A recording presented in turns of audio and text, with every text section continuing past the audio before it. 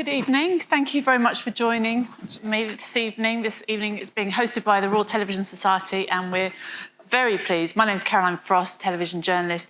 Extremely pleased to have with me tonight Jeff Pope, who is obviously a writer, producer, exec producer, researcher once upon a time, and an alumnus of the Ealing Gazette, most importantly. So we're going to work our way through Jeff's career and talk about the projects most dear to his heart, but we're going to kick off with the most forthcoming topical project, which is A Confession. Starts on ITV on Monday, and I think we're going to have a quick clip before Jeff tells us all about it. So can we just run the first clip, please, for A Confession? Pretty gruelling stuff, Jeff. It's pretty much what we've come to expect from you, though. Hard-hitting crime story, but with the very personal angle already evident on screen. So could you tell us, for the uninformed, the background to the story? What are we seeing there? I'm just going to try this joke first because I've tried it a couple of times, it hasn't worked. So in the lead up to this, there was an article about me in the Sunday Times. Mm-hmm. And they talked about my work, it was a great article.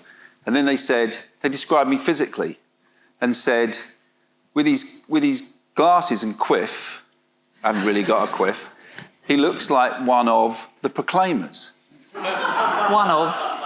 Now, I've tried that joke twice before, and at the punchline keep saying, he looks like one of the Pretenders. Oh. No, the Proclaimers. Pretenders doesn't mean anything. All those years of channeling Paul Weller haven't worked. Sorry, so the question, I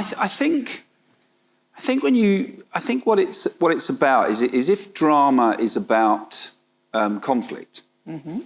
which it is, then you're looking for the extremes of conflict, and so that brings obviously those areas of love, hate, and I would argue crime, wherein lies love and hate. Mm-hmm. So I'm not a depressive sort of person. I'm not, ghoulish or black-hearted or anything. It's just that I think, it's the old journalist in me, just thinks there's a good story there.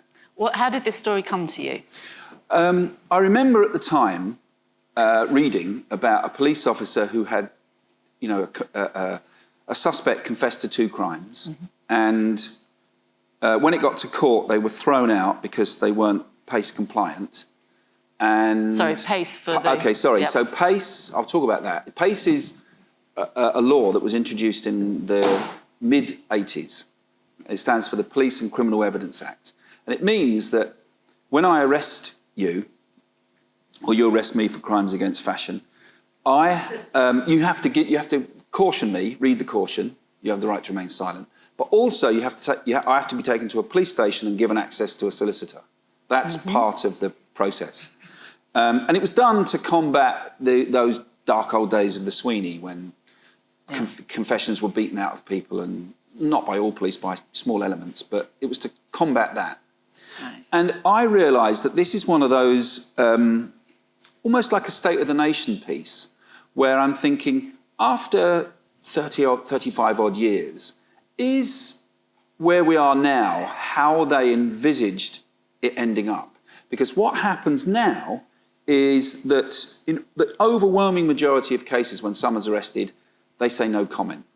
Mm-hmm. I did a drama called Little Boy Blue, where there were lots of young men who were arrested, implicated in the murder of Rhys Jones. And it was no comment, no comment, no comment. What, can you confirm, for the record, can you confirm your name? No comment. Can you confirm terrible Liverpool accent? Can you confirm your address? No comment, etc., etc. Mm-hmm. And it's because another result of that legislation is we now have more solicitors than police officers. And a solicitor is kind of duty-bound to say to his client, offer no comment, do not incriminate yourself further. Mm-hmm. And so that's what Fulcher was facing. He realised, or he's through his career, he's arrived at a point where the avenues open to him as a detective are passive data, your phone, which shows you where you are, or your sat-nav in the car. CCTV might have captured you. there's a very small chance that there's an eyewitness who can put you somewhere, or DNA. You know, your DNA is left somewhere.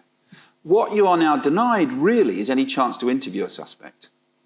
I can't look you in the eye and say, what were you doing last Friday? Or, you know, come on, tell me about this. Because you're going to go, no comment, no comment, no comment. I want my brief. Yeah. You know, all that stuff. Well, you've already got your brief. Yeah. And he's told you, go no comment. So Fulcher, because he thought there was a small chance that Sian O'Callaghan, the girl he was looking for, was still alive. Who is the daughter that we've just seen has gone Yes, that's missing. right. That's right. Okay. Siobhan Finneran's daughter in that. He believed she was still alive. Or he wanted to proceed on the basis that she was still alive, perhaps somewhere being held against her will. And he knew that the moment he arrested her, I'm gabbling, there was a prime suspect, Christopher Halliwell. And he knew that Halliwell was the one. He knew that Halliwell was involved. I won't go into it all, but he knew. So he thinks, if I arrest Halliwell and she's being held somewhere against her will, she will die. Because I arrest you, you're given a solicitor, the solicitor says, don't incriminate yourself, go no comment. She will die. So he left him in play and hoped that he would lead them to where she was. That was one tactic. Then as they follow him, in the end he buys 5 packets of paracetamol and he's clearly, on the face of it, suicidal. So they have no option. He's technically in their care. They have to arrest him. He says, he travels out to the point of arrest and doesn't caution him. Because the first line of the caution is, you have the right to remain silent. And he said, I did not want him to remain silent. I wanted him to tell me where she was. OK, so I think you should probably stop because you're going to give away too many plot spoilers for your own show. Right. But on the face of it, it does sound quite a sort of your classic rogue cop. Yes, yeah. Bad book, big heart. Yeah. Although he's not the Sweeney. He's not, he believes in pace. And the point of this is, have we arrived at a point where it's one size fits all now and there is no discretion for police officers? They can't, they have no ability to bring the interview, the face-to-face part of their job, the skills they possess, the interpersonal skills, into play.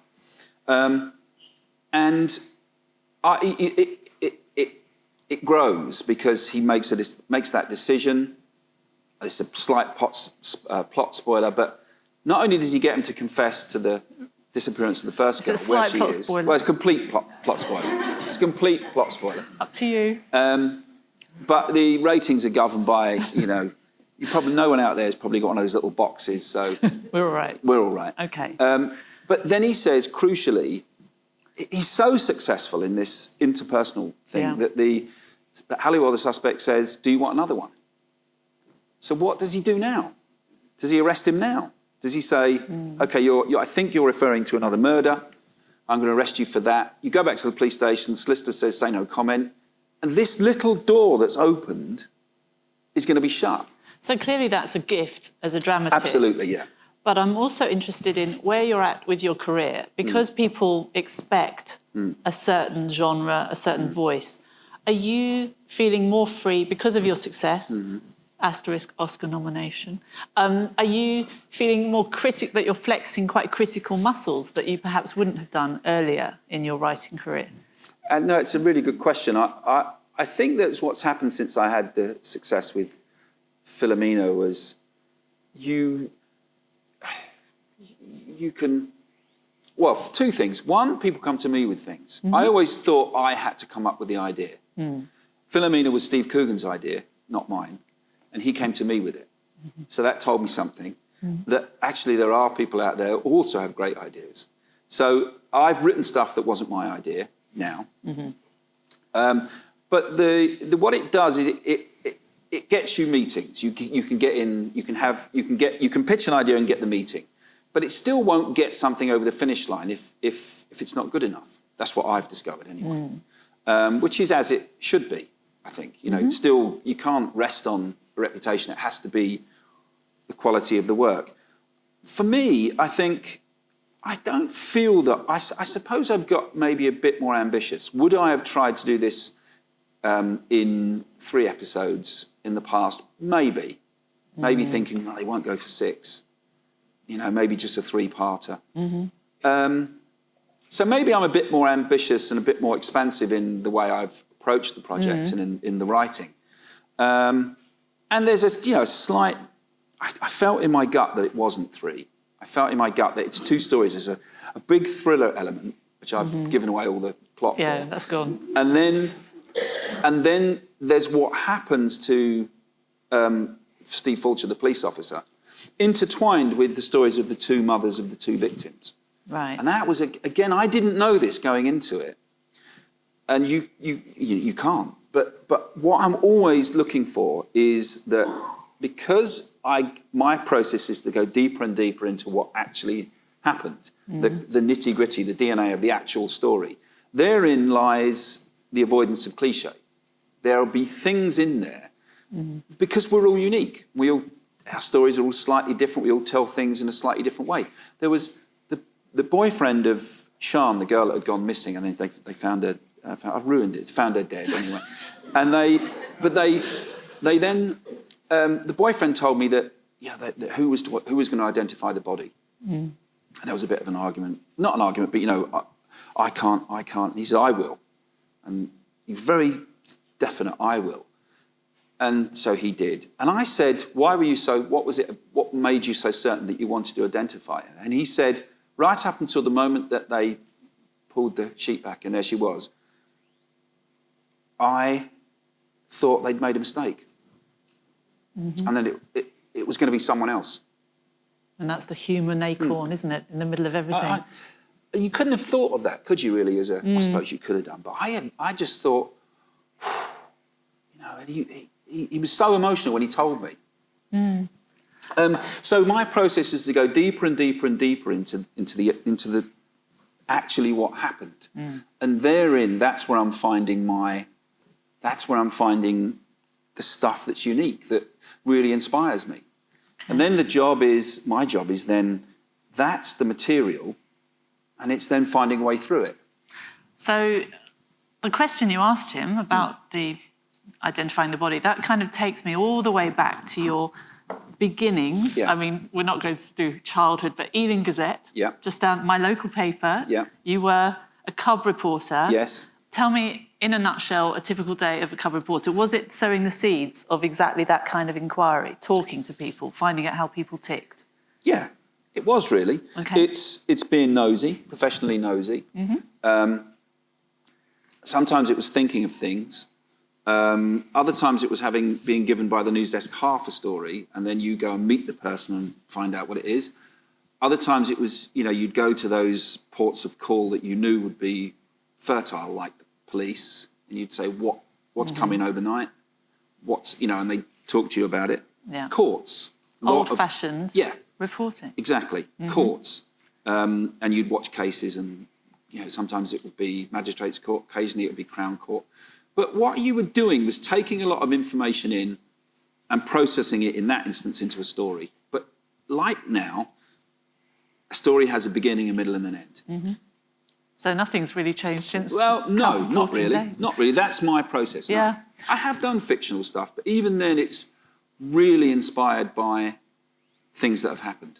And then the move to LWT as a researcher. Why make the jump from print to telly? Naked Ambition and Girls. In that order? Yeah. Were they connected? No, it was impossibly glamorous, the thought of it. I had no idea that I would be... What era are we talking? 1983. The 6 o'clock show? The 6 o'clock show. And I thought it was... I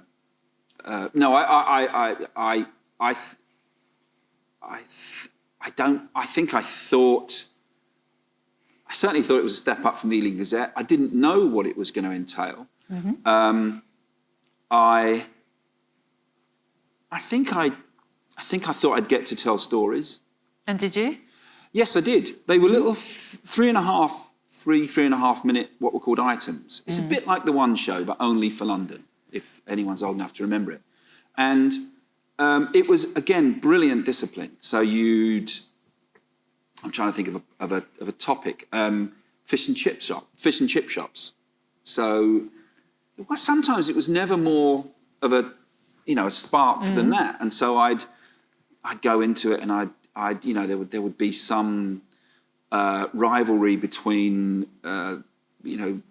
in a certain area these fish and chip shops, and they had rock and they had cod and mushy peas in some and others not. And I can't remember all the details. There was a really good one about a car park. It was near where I live now, Gants Hill, Redbridge kind of way. And it was to do with the local authorities were up in arms because people were lingering too long on goodbye kisses as they left the car park to go on the tube. And so we just did a really funny thing about, who these people were that were lingering on the kisses. And it was just a fun thing. Who were they? Well, they were, one of them, 30 years ago, go on. One of them was, no, this was the most bizarre thing. One of them was a woman who grew up to become the mother of my oldest son's best friend. And because we were talking about it, and she said she used to live there, and I said, oh, you did this thing years ago. And she went, I did. And then she said, I do remember someone who looked like someone in the Proclaimers coming up to me. There we go. Anyway, and then I actually went back to work and dug out the episode, put it on, her name's Marion, and there she was, aged about 19. Kissing somebody inappropriate. Kissing someone else. Brilliant. Fantastic. And then, of course, Crime Monthly. Now, what was another acorn being sown along the way? Yeah. How did that come about? Okay, so that was God, when you think about it now, there was a regional show, so there was a big regional budget. London. In London. Yeah. And Manchester had one and whatever, and so there was this thriving London department at London Weekend, London only shows. And so Crime Monthly was like Crime Watch, really, but more sexy, racy. Less po-face is what I'm trying to say. Right. And I got a brief to just come up with a monthly crime show. So I built it from the ground upwards. And because I could choose, one of the elements was like a 15 minutes now telling of how some big crime of the day was solved. So I'm now nearly, I'm now moving. So that was some reenactment, some reenactment, some acting. Right. It needed to be directed properly. Reconstructions. Yeah. All of that. Yeah, and scripted. Chatting to policemen. Yes, yeah.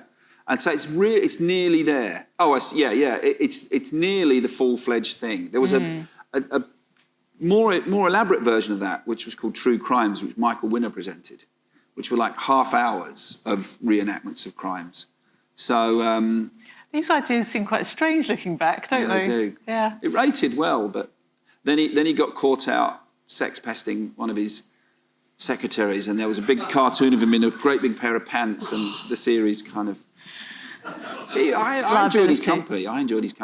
Jeffrey, he used to say. So as well as Michael Winner, this must have brought you into contact with all sorts of underworld figures, people on that spectrum of community, the noble policeman, the criminal who has a big heart but just can't seem to go on the straight. I mean, what did you discover about... Because you've inhabited this world pretty much on and off ever since. I think the lesson that stayed with me was the first full-length drama I did. It was called Fool's Gold, and it was the story of the Brink's Mat robbery. So at that time, the Brink's Mat robbery was the biggest, in terms of value, robbery that had ever been carried out in Britain. So I took that on in about 1992, so it was already 10 years. It had happened 10 years previously, so it was... I remember that. And I realised that like the headline was this, they cleverly get their way into a safe deposit area at Heathrow, and they, terrorise the guards and get all this money and get away. So I knew it had, that's the kind of bit above the water, the iceberg, bit of the iceberg above the water. I knew that. But the way into it was I'd read that one of the main principal architects of the raid, they'd got caught, He got long prison sentences, like 25 years. And he said, and he had young children, and he said, I want to give my share back in order to get a reduced sentence. So his £5-10 million worth of bullion that he had, he said, I'll give that back. And I instead of doing 25 years, I just, reduce my sentence. And the police were going to do that. They were up for it. So he said to those gang members that hadn't been caught on the outside, that's what he wanted to do. And they said, bollocks. They wouldn't. They wouldn't let him. They said, we're not giving it back on your behalf. That's it. So he had to do the full sentence. Which was how long? 25 years. Well, he might have got some time off, but he served many, many more years than he would otherwise have done. So this was your nugget. And I thought, wow, that's the way. You got the robbery, the bit we all know about, and we know that's going to be action-packed and look great. But what's the emotional way in? Who are we going to put ourselves in the position of and think, what would I do? And, what's going to surprise us? What was the drama that you were watching at that time? Because this is the sort of stuff we associate with you now, but where were you getting your kind of ideas and inspirations from? What was it around that time? Are we talking Sweeney? Are we talking CI5, The Professionals? No, The Professionals was like a cartoon. I wasn't... No. Sweeney, definitely. Okay. There was a series called Law and Order, not the Law and Order now. It was written by G.F. Newman. And it was a brilliant series with Derek Martin in it and Pete from EastEnders, can't think of it, Peter Dean. And it was a brilliant series. And it was like the robber's tale, the brief's tale, the prisoner's tale. And it was the same story, but from different... Anyway, what was magical about it was the dialogue. I realised, wow. And that I read that the reason you ended up writing Fool's Gold yourself was because you couldn't find a screenwriter. Yeah. So I still didn't quite trust that I could do it. I kind of felt that, a couple of times I'd done things and I'd written stuff and I thought, well, that was quite quick and it didn't seem to bother me, or worry me or stress me. I just thought, that's what they'd say. I can't think what it was now, but it would have been half putting my toe in. And then it got to the point with the Fool's Gold one where I just thought, I'm going to try this. I think I had rather loftily tried to speak to some of the great writers of the day. And, the ones that answered, you're in a 2-year queue now to get to the, And I just thought, I think I can do it. Have a crack. Yeah. And in fact, I wrote it with a guy who I'm still friends with today, who directed it, a guy called Terry Windsor. And I found it easy. I don't mean that glibly. I just could do it, I suppose. Found your thing. Yeah. And sometimes people have different skills, don't they? There are people that I've worked with who know when something's wrong and can say, that bit's not wrong. They don't necessarily want to write it themselves, but they can tell that something's not working there. Or I'm not a frustrated director or a frustrated actor. I love the process of handing over to people who can do those things better than me and seeing what they do with it. It's kind of a magic for me to see, Siobhan Finneran that's mesmeric, the way her performance in this, I felt anyway.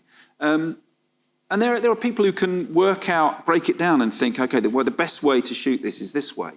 Or great, directors of photography who that's the way to shoot this, that's the style, that's how we're going to do it, that's how we're going to light it. Or designers that make, God, when I did Mrs. Biggs, there was like the director and the guy that did the CGI created, what's the famous beach in Rio? Copacabana Beach.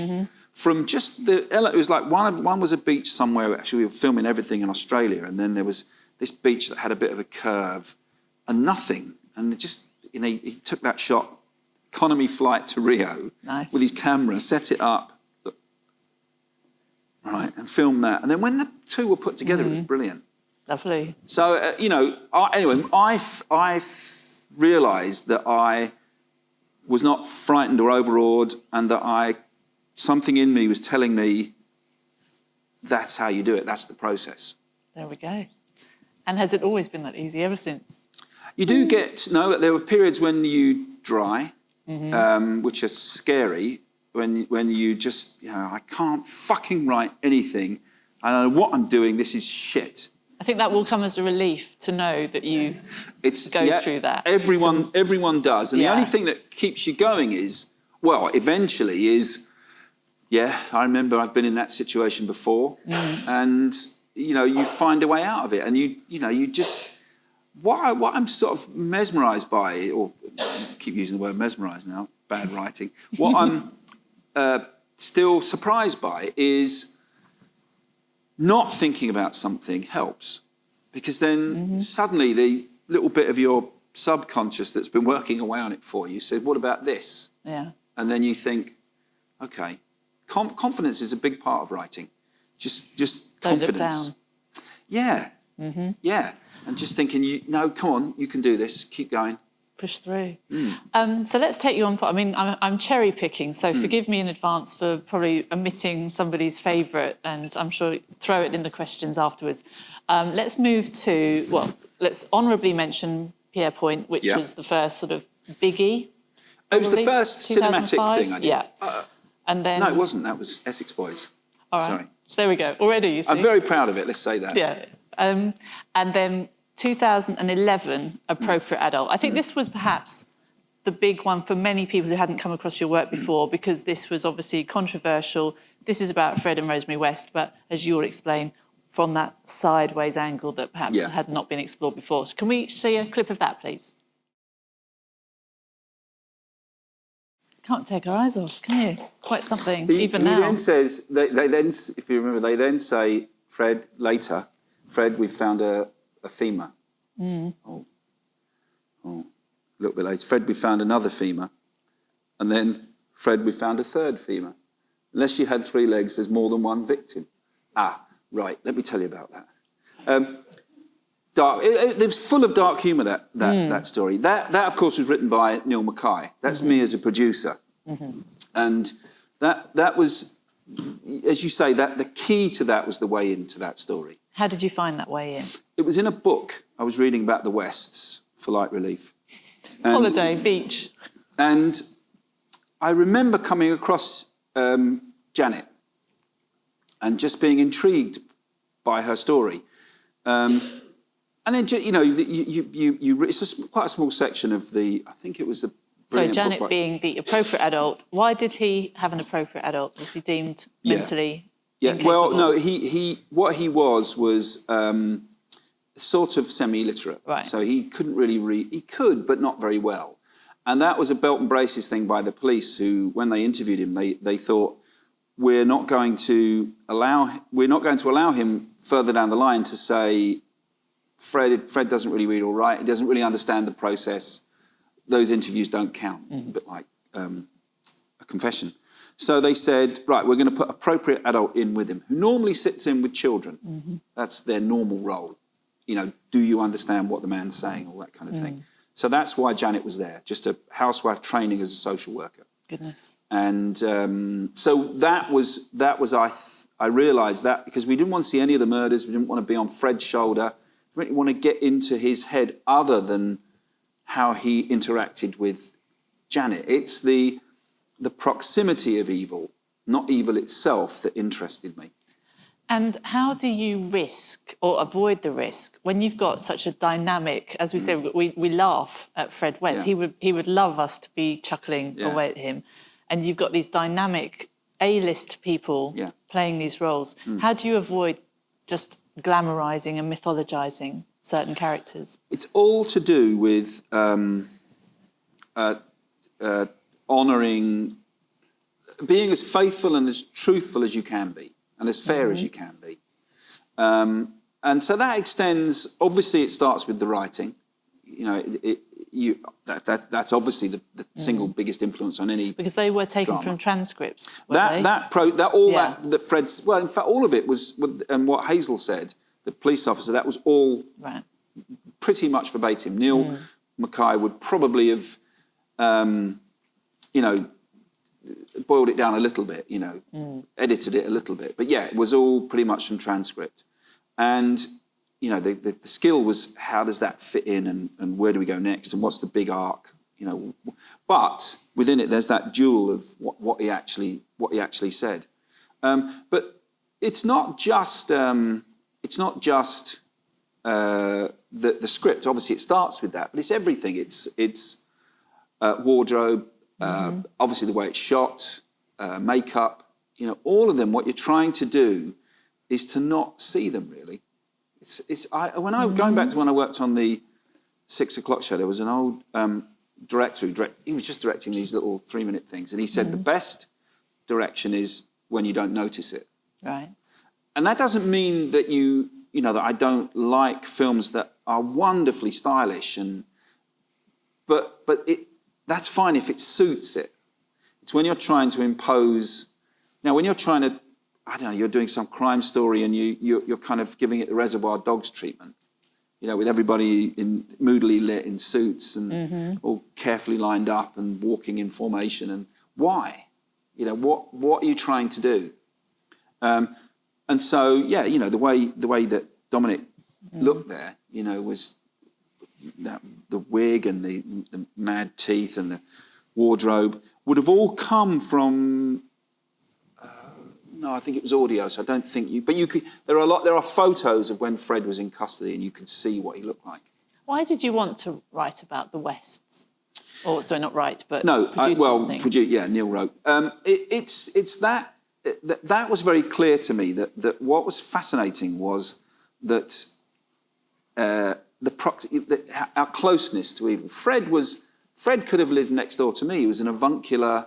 Right. Have a laugh with everyone builder and handyman who had a big family and devotedly did up his house and was always working and you know, always seemed to be digging in the garden. Yes. And Janet could have been my sister, you know, my wife's sister, my mum, you know, my mum. She was the everyone, every man, every woman, every man. The way you could imagine that being you. Yeah, all right. I can imagine I want you to retrain and be a social worker. That's not so far away from everybody's lives, I don't think, or someone in everybody's lives. But then that person that we can identify with gets put in a room completely randomly with Fred West. And remember, no one knows Fred West is Fred West at that point. So that's what I thought was fascinating. That's the thing, isn't it? We're watching it with hindsight. Yeah. Takes us on to Mrs. Biggs, of course, which, again, similarly, it's that sideways view. We all think we know the story of Ronnie Biggs. Yeah. Why did you decide to tell us about Mrs. Biggs? Well, that was... I saw a documentary where Charmian, who we lost her a couple of years ago now. She was a very inspiring woman. Really loved her. And I was watching a documentary about her. I can't even think what it was on. It wasn't on a main channel, but it was just lucky. And I caught it. And what I remembered was back in the 70s when he surfaced in Rio. There was a great wave of hysteria about Ronnie Biggs has been found. And my mum and dad, I can remember saying, she knew. Right. And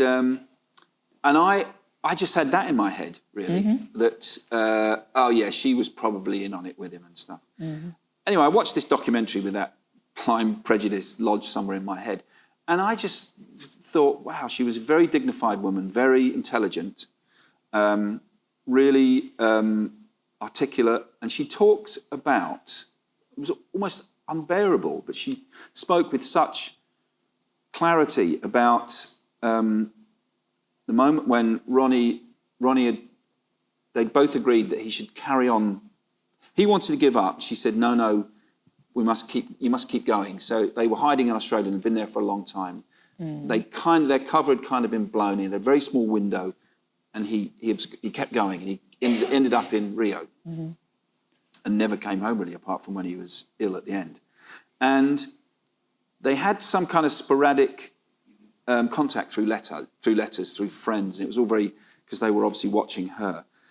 And whilst he's in Rio, and they were a very close-knit family, 3 boys, same as me. And whilst he was in Rio and she was in Melbourne, this unimaginable tragedy happened, this random thing where there's a car crash and her eldest son is killed. And she had to write to Ronnie and tell him this. And he's in Rio and she's in Melbourne. And it was, the way she talked about it, I just thought, oh God, you know, and it was in my mind, and I thought, yeah, I'd like to tell her story, you know. And it stayed there for a long time until annoyingly, I didn't really do much about it. And then suddenly, I saw that I think someone, the BBC maybe, were interested in revisiting the Great Train Robbery, and I thought, right, now or never. Mm-hmm. So I was working with a brilliant producer and a Cilla friend, Quadjo Dejan, at the time.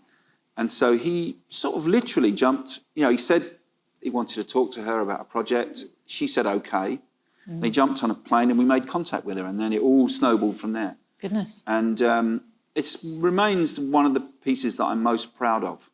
And it was the first time I worked with Sheridan Smith as well. It was. Who has Have we got a clip, or should I keep We've got talking? a clip of Cilla. Oh, let me finish off about Sheridan Smith and Mrs. Biggs, because it was a really lovely...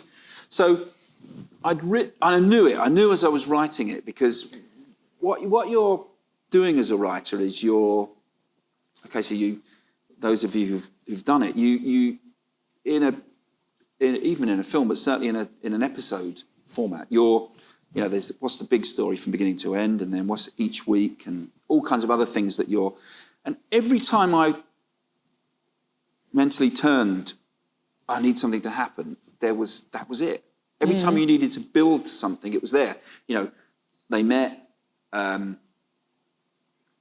he gets involved in the Great Train Robbery, he gets arrested, he goes to prison, he escapes from prison, they meet in Paris, she goes to Australia, she using a different identity, goes to Australia, they're reunited, they hide in Australia, nearly get caught once, go to a different part of Australia. It just went on and on and on. I thought it was a wonderful gift. But I'd written this part of this, of Charmin, and it all hung on who would play her, obviously. So you didn't know when you were writing who it would be? No, okay. No. I'd met Sheridan when I did a series with an old friend of mine, Bob Mills, called Bob Martin, which was about a comedy about a game show host. Mm-hmm. A drama, you know, a proper single-camera comedy. And when we were filming it, the royal family was filming at Ealing Studios at the same time. So literally at lunch, there would be Caroline and Craig and Ricky, and we'd be sitting there with us.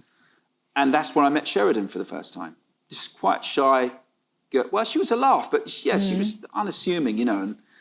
And that stuck in my head. And then you kind of follow people. You've been doing it for a long time, like me. You kind of think, oh, that's the girl, you know. And then I was aware of her doing other stuff.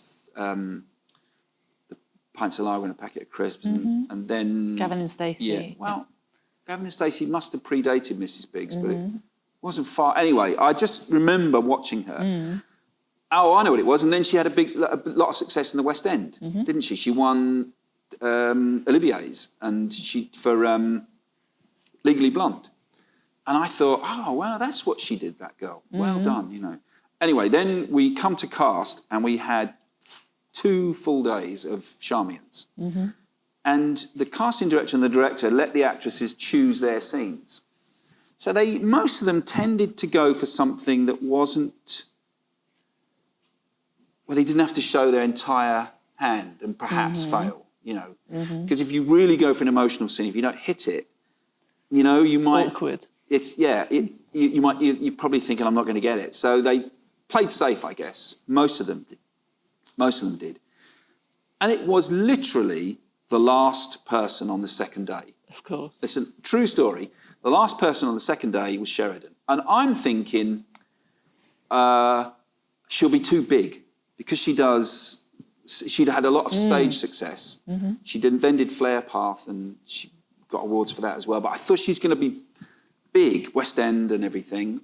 But it'll be fun to see her. And she came in, and I was thinking to myself, oh, wow, that's quite a flamboyant outfit. She had a big fur coat on and quite dramatic makeup, which later she'd got her friend Leslie to do her up 60s as Charmian. Went straight over my head. I just thought, oh, it's quite an odd outfit, but, you know.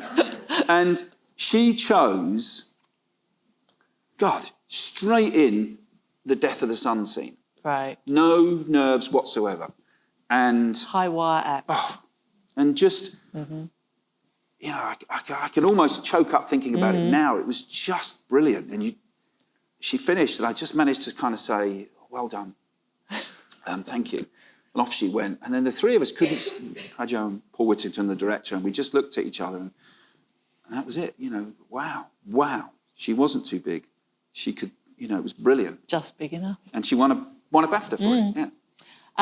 Which takes and then us Cilla. on to Cilla, because very different role. This is somebody that we all think and thought we knew very, very well. I mean, I think I spoke to you about it at the time, and you even used to see Cilla Black back in the day, the corridors of LWT, way back when, right? So she's bigger than life. I think Jackie's in, my friend Jackie from LWT's in it. She would have done the same thing. She would pass you by in the lift, all right, you know, and off she'd go. She was all right. She was perfectly friendly, and Bobby, her husband, would be with her, and you know, and we'd all have these little stories about Bobby designed this special toilet in the #1 dressing room when it was all redone. And we always thought, well, Cilla's got to have a nice toilet and all that. You know, all silly little in-jokes and stuff. Myth building. Yeah. Right. OK, let's see a clip of Sheridan Smith once again in action, this time as Cilla. Very different. So I remember what happened. I went, it was Peter Fincham was the controller of ITV at the time, and we arranged to have a meeting, and I said, OK, and I'd worked on about 8 different ideas. One of them I remember was the siege of the Tunisian petrochemical plant with terrorists and... Bit different. Yeah. Yep. And so there was this list, and nervously put them in. And he said, Cilla. Right. So that's what I did. And I was actually quite excited by it, because it was about Brian Epstein, and it was the Beatles era, and I had this memory of her from my LWT days, so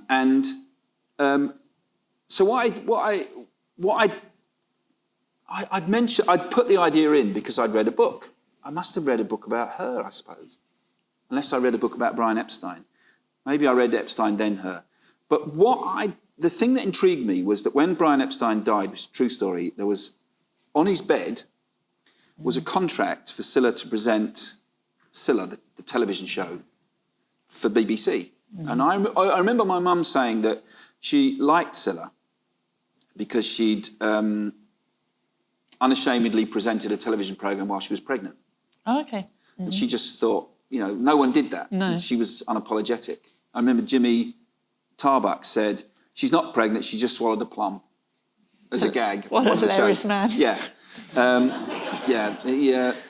That wasn't Jimmy's finest hour there. It always made me, like, when I was about 10, I thought... It stuck with you. I thought the plum was growing, and that's what... Anyway, it's more me, really, than anyone else. And I thought, why? What had happened there then? This was at the height of the bit, or he killed himself. So he'd sort of been sidelined by the Beatles. That had all happened. Why was it a contract for Cilla? And I realised that was the end. That was the end of what I was going to do, because then we didn't have to have the big shoulder pads and Laura laughs and surprise, surprise and blind date and all that. I just thought, OK, so that's the story of how the Cilla that I knew, because I don't really remember her, apart from the plum gag that got nothing at all. I don't remember her as a singer. I remember her as television. You know? And so I thought that was interesting. Great era, love that era, love that Liverpool in that time. And so that's where I started the research. And I realised that the story was about her vaulting ambition. You know, there was a chance when Bobby, her partner, who became her husband, had a chance at a career, and she elbowed him out. Yeah. And she was absolutely fine with that. She said, no, that's what happened. So she died not long after Yeah. it went to air, wasn't Yeah, she? it But she did wasn't- have the chance to see She it. did. And she was happy with it. She was. And in her mind, the scene when, the phone box scene, where she gets the call, it's gone to number one, anyone who had a heart, sort of fused with her memory of that, which is a huge moment in her life. It definitely, you know, the only way, she had to go and wait outside that phone box, and Brian next time would call her and tell her how the record had done. And that's how she knew she was number one. So that was all true. But I don't, I'm trying to think now, but there was some nuance that was slightly different in the way I did it, because I was trying to bring two or three things together. Right. But she said, no, that was how it was. And I remember, I've read your book, it wasn't quite like that. But, you know, fine. Fine. You know, stick with it. You know, it sounds like I'm cheating, you know, I'm talking about accuracy and fairness. It's not about, you know, if you know, Winston Churchill was having a drink but what was the drink? Was it vodka, brandy, whiskey and soda? Yeah. You know, you don't need to get lost in the detail. You need to be true to the sweep of the story. To the spirit. Yeah. But no, the funny thing about that was Cilla's sex life. That was the thing that was the biggest problem. Because I was trying to work out, to not put it too delicate, to find a point on it, when her and Bobby became intimate. Because, not through reasons of, you know, Interest. prurience, was if you're trying to write a love story, and which it was on one level, the point at which a couple go to that stage, it really affects the relationship. You know, the relationship enters a new phase. It becomes a different thing from just, you know, going out together and stuff. And so, you know, you make more of a commitment to each other. And I thought, when does it happen? I got slightly obsessed with when did they do it? And then I had a long meeting with them. It was going fine until, God, I can't even remember how I tried to introduce it. But I can remember, well, I think that's none of your business, young man. Who said that? She did. Right. I like being called a young man, but I wasn't that young. But I thought, but, you know, how can I tell the story of their relationship, their building relationship, when I don't know when, you know, I know before they were married, they were living together in a flat in London, so one would assume, but when, you know, and I Did filming stop while No, this was before I scripted. Okay. And the next day she said, that's it, it's off. I don't want to do it. He just wants to have sex scenes with me and Bobby. That's what I remember her saying. And I got very friendly, lovely man, Robert Willis, Cilla's son. And we talked her down. And in the end, I realised that the key to it was not to be obsessed with when they did or didn't, but it was the father's daughter in her that was the thing that I needed to embrace, because it was all about, don't tell me dad, you know, or me dad will kill me. And so I realised, right, that's the thing to play with, and the fact that she was constantly knocking Bobby back. And in the end, it didn't really, I mean, I found a moment and she didn't say anything, but I assumed it was okay. I mean, for me, There was no sex scene, by the way. No. You know, so it was nothing to do with it. It was just, you know, you're trying to tell a story and you're trying to be true to. Well, the challenge for me was that she didn't always come across nicely in the telling. No problem with that at all. She was fine with that. You Absolutely. were fine with that. Nothing, no sex, but not that. That was absolutely not. But didn't mind showing how ambitious she was. Right. And so we got on great. We got on great, and I really enjoyed her company. She was always good fun. And the absolute key to it was Paul Whittington saying to Sheridan, he wanted her to sing everything live on set. Because normally what you'd do is she'd sing it, but maybe even mouth it to a backing track, so you've got the mouth moving. And then afterwards go into the recording studio and get an exact, perfect, you know, vocal. Everything she sings, she sang in the room on the night, you know, when we were recording it. Yeah. So it really gave it a raw truthful feel. Hopefully not as many times as Cilla was put through by Burt Bacharach. Oh, God, yeah. That was an Admittedly. amazing story. Yeah. Let's just touch briefly on your foray into comedy, which brought you back into partnership with your old 6 o'clock show mucker, Danny Baker. Yeah. So, different challenge, this time comedy. Yeah. Because am I right in thinking up to this point, stayed off the funnies? No, sadly, I had obviously already... had zero impact. No, I had done a couple of comedy series. I did a thing called Bob Martin with Bob Mills, the aforementioned, which was a bit like Extras. Okay. The Gervais and Merchant thing. A bit like that. It was really... Tipping the wink. Really proud of it. And there was the great tragedy in Barrymore's career that ended that. Tragedy in the life of the young man, Stuart Lubbock. Then there was... then I did a thing called Stan the Man, which didn't work. It's the only thing I think didn't really work. Just... multiple reasons. Yeah. You know, I'm certainly prepared to put my hand up and say, did we get the scripts right? That's interesting. Certainly the earlier ones, but it just didn't. It didn't work. But Cradle to Grave really did. What made that so successful? I think I just knew what I was doing more by then. Yeah, and also the material was very fertile. I mean, working with Danny Baker, who is a force in his own right. Yeah. Was that more fun than you could have anticipated, or a lot less? It actually was. And I was slightly dreading it because he is a control freak, Danny. And he's a friend, but he is a control freak. And I thought, how is this going to work? Because, you know, I'm going to have some input here. And I suppose I feared that he'd go, you know, I'd say something, no, this is how, you know, and I thought, you know, so we dipped a toe in the water, and then just one afternoon round his house, he was very gracious, and it was a side of him that I'd not really seen, and he deferred. Right. For the framing of everything. Yes, he said, you know how to do these things.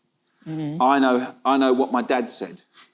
So he would walk around being Fred, being his mum, being all the various characters in the story. And that allowed me to think, that bit goes there, and then that's the story we're telling that week. And of course he was... It wasn't, because what were we trying to tell? We didn't immediately know what we were going to tell across the 6. You know, we knew we were going to... we knew certain things that we wanted, but what was the big story? And it ended up being the love story between his mother and father. But we didn't set out knowing that. But it was just a really fun experience, you know, and it was a shame we didn't get to do more, but Peter didn't want to. And we felt we couldn't really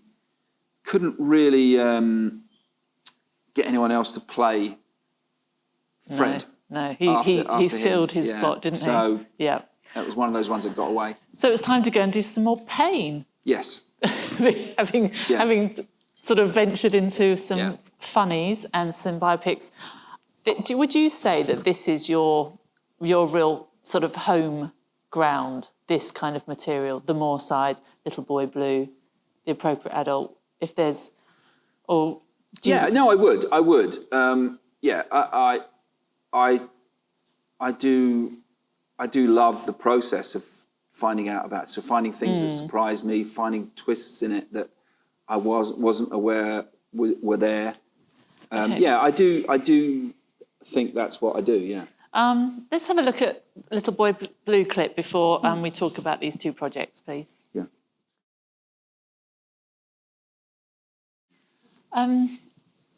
Grief seems to come up a lot in these projects, and that's something that I think often we as a society shy away from, and yet you seem unhesitant about shining your torch on it. Why is that? Well, it's a good question. I don't know. I think it's honesty. I suppose it's cathartic. I think that in telling that story, that baseball bat was true. That's what he did, walk around with a baseball bat. And the casting of Stephen Graham was so crucial because Dave Kelly, the real guy, I'd have conversations with him and I'd feel like, right, we're about 2 sentences away from you punching me. Because he'd say, not because I'd said anything, but he'd say, I did this thing and there was a fella and he had a go at me and I said to him, right, if you want something, he was talking about being as a young policeman. All these stories almost ended with him and then I was going to give him one like that. And so he was very physical and that's what Stephen was in that role. You just thought, you know, he was looking to hit someone as well. The process there was the same as it is on all my projects, was I spent a lot of time with Mel and Steve. In fact, I held off from meeting them for a long time because... They're the parents This of is Mel and Miss Steve, the Jones. parents, yeah. Because I knew that once I met them, I wouldn't really have the option of going back to them and saying, I'm not going to do it, actually. Thanks for your time. Right. So I thought, only meet them if you know you're going to do it. So I held off and then I did. Slightly, you know, I suppose it... Yeah, I knew they wanted it to happen. It was a legacy thing for Reese. And I think it was cathartic. And I think talking about their grief was part of the story. You couldn't ignore it. But we see that in A Confession. We saw it in the Moorside project. Yeah. It pops up again and again. Yeah, I think it's the word that one of the really important parts of the stuff that I do is looking for the poignancy of things. I suppose I do myself love those moments where you're really moved.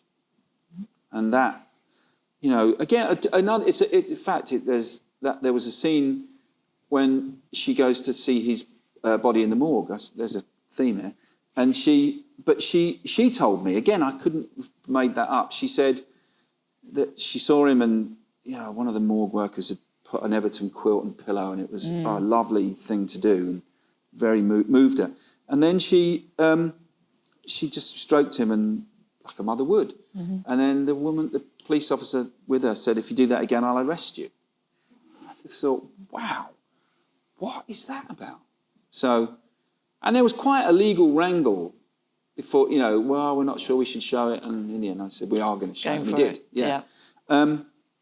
I talked a lot with Mel and Steve and realised that's it. Their big thing was there is no closure. It's a bleak message on one level. There is no closure. Guilty, once we've got the guilty verdict, that doesn't, thank goodness for that. Right, now we can get on with our lives. She said, no, that didn't happen. And it didn't happen for Dave Kelly either. He still chokes on it and burns on it, what happened to that little boy. And so I thought that was important. And then one afternoon, I was with her and I was talking about stuff, and Steve went to make a cup of coffee, and she said, he left me, you know that? And I didn't. So I thought, okay. And then he came back in and I didn't mention it. Next chance I got asked a bit more about it. She said, but don't put that in, but I just thought you should know. And it was over the course of the next few months, I realised it was a very profound and important moment. And so eventually I plucked up courage and said, I would like to put it in, Melanie, because it shows this. And she said, well, you have to ask Steve. So I did. And he's a lovely man, very tall guy, very soft eyes, and looked at me. And I thought, oh, God, this has gone horribly wrong. And it's too personal and stuff. And he just took his time and then said, yeah, it happened. Okay. And it's that thing about the truth. They weren't. You shouldn't be frightened of the truth. And I come across it time and time again. There are people who try to bend it and don't want you to tell the truth. But by and large, normal people are not frightened by what actually happened, the telling of what actually happened. The worst thing has already happened. Yeah. You've, the female characters in a lot of your work are particularly impressive. Do women impress you? Yes, I suppose they must do. I don't ever think of it like that. I don't ever think, I'd like to think that I was doing this way before Me Too. And it's not so, I'm not jumping on some... No. I suppose I am inspired by the female characters. I didn't want to do Ronnie Biggs' story, I wanted to do Charmian Biggs' story. Because, in a way, Ronnie had it easy, I think.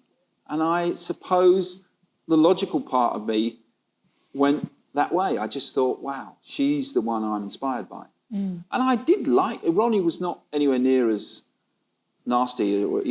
There's that whole thing about the train driver that was attacked, which hung over it really. And what actually happened was Ronnie Biggs was supposed to provide, he was on the job because he'd been doing some work for a man who knew how to drive the train.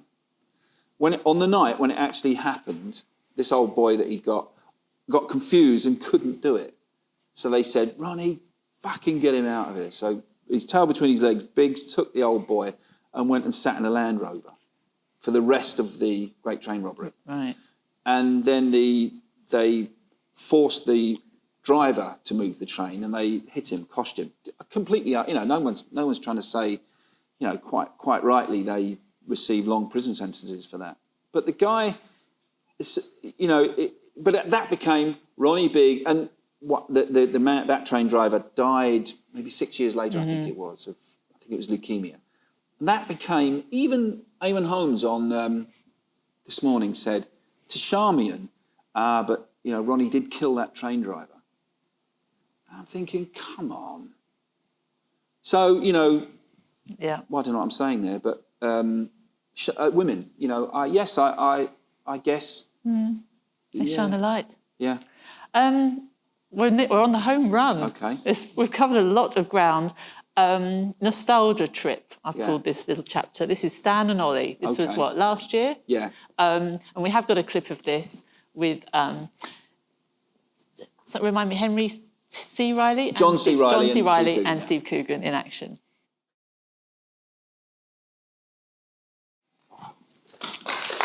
Perfect. I thought he was going to go to the dance. Oh, I'm sorry. So you've worked with Steve Coogan before, as you said, Philomena. Yeah. What made you realise that he had this performance in him? So that project had been rattling around in my head for a long, long time. And it was helped enormously and unlocked by the success of Philomena. It suddenly got... and there was a great executive at E1 who was a Laurel and Hardy fan who said, I want to do this. Helpful. So the stars aligned. Yes. So that predated Philomena by quite a bit. Oh, okay. And then it started to gather momentum. And the honest truth is, I thought Steve was too obvious to play Stan Laurel. I honestly nice problem to have. It was a nice problem to have. But I thought, yeah, but of course everyone would think Steve Coogan could play Stan Laurel. And in my mind, I kind of resisted it until I sort of woke up one day and thought, what are you talking about? And also I was just thinking, does everyone going to think that he just works with Steve now? And then I thought, well, hang on, you've made about 4 pieces with Sheridan. What's the, and then, and I realised it was just nonsense. It was just fluff in my head. And then I sort of said, and I was worried about saying to him, that was the other thing I was worried about, was saying to him, what do you think about playing this character? But then the small committee that governs casting, which is, the writer, the producer, the director, the executive producer, the film, the investors and stuff. What if I got him interested and then they said, yeah, we like Steve, but actually we want this guy. So I thought, I'm not going to go to him until I know they want him.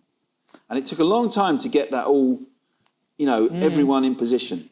And then they all went, yes. And then I went, and then of course I thought he was going to say, nah, it's too obvious, or something. Yeah. But he didn't.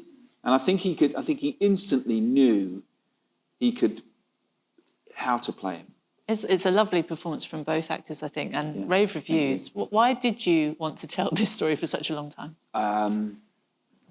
It's another product of reading, really. I always tell everyone that works with me, read. Keep reading. Keep reading, and non-fiction, if you can. Yeah. Well, read, but ideally non-fiction. And I love... Well, OK, so this was the lovely experience. A lot of people my age say, I remember watching Laurel and Hardy with my mum and my dad normally, with my dad at home, because they were on Saturday mornings when I was a 10-year-old, 8-year-old. And so they had a really special place in my heart. And then I read a wonderful book and then another book and another books about their lives, and thought, hang on, Stan had 5 wives and Ollie was married 4 times and they were broke and they were forever gambling, and Ollie was, and their lives were chaotic. They're endlessly rowing with Hal Roach and tempestuous, lives of excess and but right in the middle of it all, love. They really did love each other, and I fell in love with that story, and I knew that I wanted to tell that period when they were old and sick, because that's when their love was the greatest, when they needed each other more than anything, and that's what I responded to. Is this the nearest you've come to telling a non-British story? No, I've written something for... No, I've written a screenplay which is hopefully going to go, which is a wholly New York-based story for Universal. I was going to ask you if you'd been tempted by some overseas deep pockets. You seem determinedly British up to this point. No, I'm available for deep pockets. I tell you what I thought, because that kind of success, i.e. the Philomena success, came to me, when I was relatively mature, shall we say. I knew what my strengths and weaknesses were. So I said to myself that the way through this is to take on work that you think you can do as well as anybody else. And so that ruled out, to the great disappointment of my sons, any superhero movies, any of that kind of stuff. I thought, they're great, and I do enjoy them, but I'm not going to be able to do them as well as the people who write those things. Are you officially writing yourself out of consideration for a Marvel film? I'm officially... Well, I just... No, they won't ask me. I wouldn't be asked to write one of those. Okay. I might be asked to write something in that genre, or way further down the food chain, or a fictional piece, But I kind of... No, I think the thing that I can do as well as anyone else is to tell true, real stories, or stories that are hugely influenced by real events. Yeah. OK, I've got a couple of spare questions, but I'm sorry, I have no idea how much time we have left for the Q&A, so I'm going to throw it out into the audience that we can't actually see at all. Oh, look, Jeff. There are people there. Yes. So if anybody wants to raise their hand, I don't know if we have a microphone. I'm sorry. No. Oh, we do. Thank you. I've got some hands. There's one there. Look, thank you. Hello. You've mentioned reading quite a lot in your talking, and I know that Steve Fulcher, the detective in The Confession, has written a book about, the hunt for what turned out to be a serial killer, and then, as you say, all the twists and turns of the courtroom drama and so on. And I just wondered, was that a helpful resource as you were working on this, or did you sort of stay away from that and keep to all the multiple perspectives that are clearly in the drama? No, definitely it was helpful. Yeah, I absolutely did read it. It was part of the process of me deciding. I mean, I worked with a production company called Urban Myth Films who'd got to the book before me, and they were great. I worked with them on the project, and good luck to them. I mean, I'd been after that story for a long time, but couldn't find Fulcher. And the reason I realised later was that he couldn't get work in this country after it all, and he had to go and he was working as a security advisor in Africa. And somehow, when the book came on the market, we just got onto it slightly too late. Yes, I definitely read the book, but the process was to read it, and then I certainly didn't take it as gospel. So I'm speaking to other officers, reading other accounts, lot of court records on that one, because there was a voir dire, which is like a pre-trial thing, and 2 trials.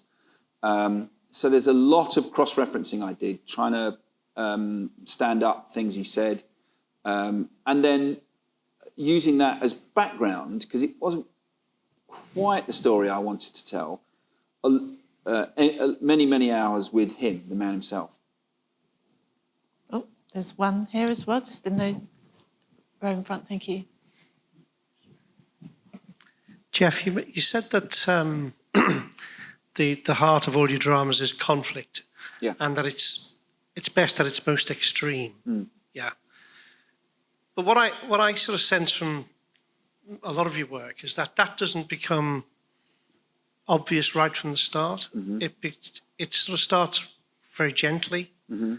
Philomena, Cilla, Karen Matthews with the Julie Bushby character. It all sort of starts actually, you don't quite sense that conflict's there, but it grows. Is that something that you do deliberately? Is that an art of the trade? I think that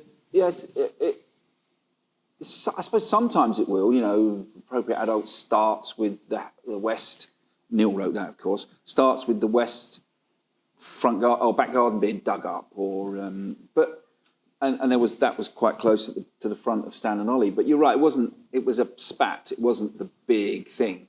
No, it's.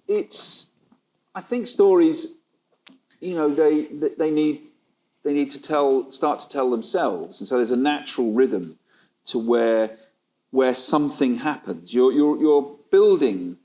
Very often, my process would often be to start at the end, know where I'm heading, and then, build to that. And also, there's a big thing in the middle of every story, isn't there? There's the thing.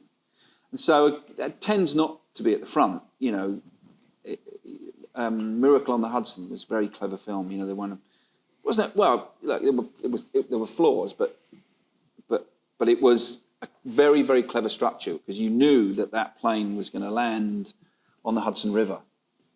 And it started with, so you thought, okay, this film's going to start with the build-up, it's going to then land on the Hudson River, and then there's going to be an inquest afterwards about whether the pilot should have done what he did and stuff. But they played really cleverly with the structure. And so the film starts with it has landed, he's a hero. And then the doubts start to creep in. And then it leads to a big Air Force investigators trial. And then, so way down the line, the actual moment when the plane lands comes in. It's very clever. So to answer your question, I think what that's a function of is just the story having its own natural rhythm, and not, you're building to something rather than it's there. Anybody else got a question? I want to throw this way. Oh, there we go. And then I've got one more for you. Thank you very much. You've spoken quite a bit about casting, and so I wanted to ask really whether you think the question of who the star is or who the main actors are whether that differs in television and film, the importance of that is different in cinema and television, and whether the importance of getting somebody like Martin Compston into your current work is what gives it a green light, or whether you could have had other actors in it and you'd still have been fine to get the funding or whatever. It's kind of a form of alchemy that sometimes doesn't bear too much scrutiny. Yes, it is different, television and film, and in some ways, in other ways it isn't. So if I start with a confession, Martin Freeman, I actually don't always do this, but I did write it thinking of him. And it was because he has an everyman quality. He can play all sorts of characters, of course, Fargo and Hobbit and everything. He's a really brilliant actor, but he does have the ability to play someone who you can relate to as a normal, average guy. And there was nothing, like Stephen Graham in Little Boy Blue wasn't, I'm sure he could have played Fulcher, but the performance from Little Boy Blue was wrong for Fulcher. Fulcher was, so that's why I was thinking of Martin Freeman. Then when when we budget it, and there's obviously the broadcaster comes up with a level of budget, but there's inevitably these days a gap, and because Martin you know, is a very well respected and very internationally recognised, saleable actor. That did help with the budget. Movies, well, it's curious. Like, I was just going back to Little Boy Blue. Yes, Stephen was the lead, but Sinead Keenan, who played Melanie Jones, I was only really very vaguely aware of her work, and I don't. Now she's really I'm so thrilled for her. She's starting to get a lot of big roles, but that was I think I'm right in saying her first big role. So the audience wouldn't really have known her. All they're judging it by is the story and her performance, which is great. So what I suppose I'm getting at there is that sometimes the story, especially in the real world, the factual world, can be the star. So I put Hatton Garden in that category. Really, I mean, Tim Spall is obviously a big name, but so is Kenneth Branagh. But you know, we didn't need to cast that big because what people wanted to watch was the story of the Hatton Garden robbery. It didn't. I mean, Tim played his character brilliantly, but that I think just as big as an attraction as Tim was the story. So it's alchemy, you know.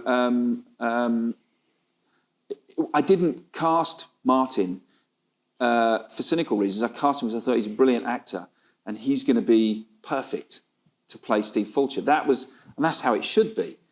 And then because of Martin is who he is, then we were able to, you know, it helped when and it was about ambition. There was a version of that we could have made which wasn't quite as ambitious, but you know, we were able to budget the way we wanted and make the series we wanted. I have one final question for you. So you said that Stan and Ollie had been in your head for years, and various, obviously, projects bubble.